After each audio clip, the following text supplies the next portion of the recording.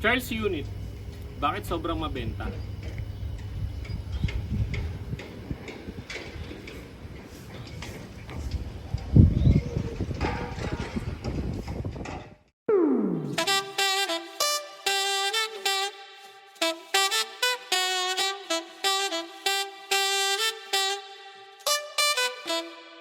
So guys, kung makikita nyo banda ron, nandun na yung volume 1 natin, si phase 1 edition.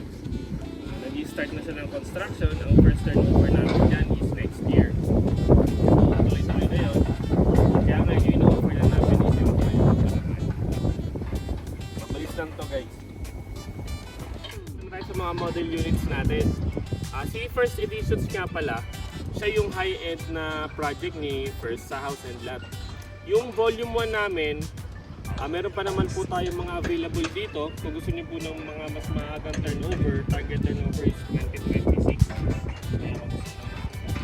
Pero may pre-selling pa tayo sa volume 2, target turnover is 2027 to 2028. So pwede rin kayo mag-avail doon sa volume 2. Tara, pasukan na natin sa Charles unit. Ito na nga pala guys yung actual turnover unit natin.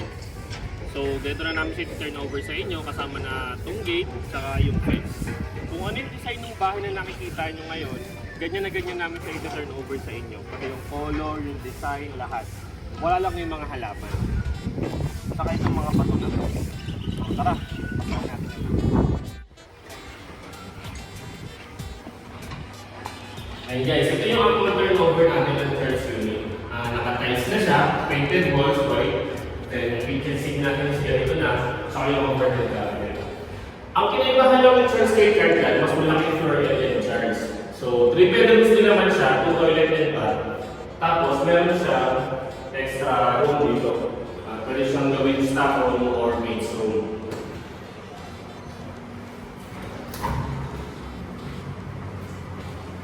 Then, ito yung space natin sa labas. Again, pwede nyo dito ilagay yung dirty kitchen nyo. Siguro mga 2 meters to mahigit. So pag pina-expand nyo to, ganoon din. Same lang din ang process kay Cartland. Ganoon din, pwede din siyang i-expand dito sa likod.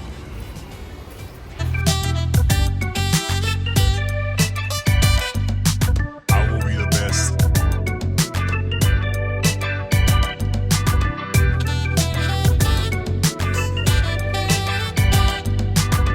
So nandito na tayo sa taas guys. Ito yung isa natin CR dito sa taas. Common CR natin.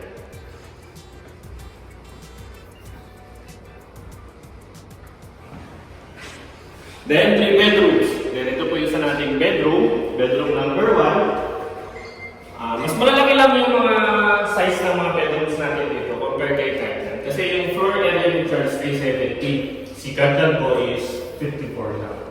So ayan yung mga powder coated window na tayo. And may provision na po ito for window side curtains. Then, ito po yung master bedroom. So maraming bintana guys kung napapansin nyo kasi dito sa Batulaw ay malamig. So kahit hindi na mag-aircon, buksan mo lang na konti yung bintana ng ganyan, malamig na.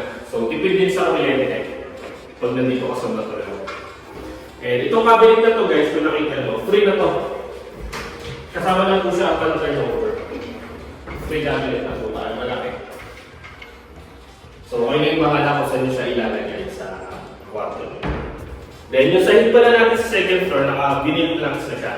Vinyl lang naman siya ito turnover. So, may mga saksakan na kompleto po, may mga switch na sa ilaw. As in talagang gamit na lang po yung kulang dito sa unit natin.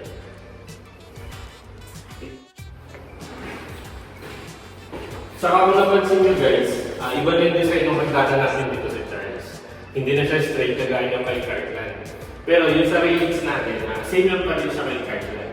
So ganito pa rin yung pagkakagawa ng handrail natin sa lahat ng railings natin. So bakal siya.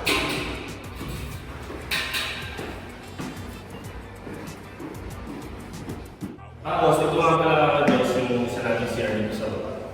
So complete na rin siya, pan-turnover, may lavatory, meron na rin siyang shower head.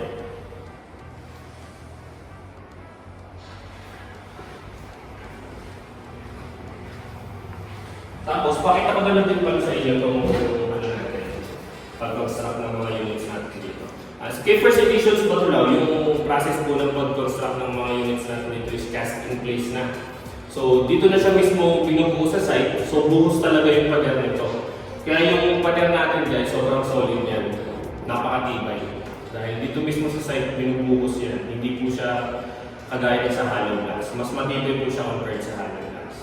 Yung sa may expansion naman po, same lang din sa kay Cartland, sa na-explain ko before na gagawin yung expansion. So pwede nyo expand dito sa side, sa back, pati sa front. So pwede nyo rin siyang gawin kay Charles. Ang kagandahan lang din kay Charles, yung sa pinaka-minimum lot area natin na 99, kasya na po yung dalawang sasakyan sa parking. Siyempre, meron ka rin space for garden. So mas malaki yung space natin for garden. Okay guys, thank you sa panonood. Yun lang ulit yung mabibigay kong details muna sa ngayon.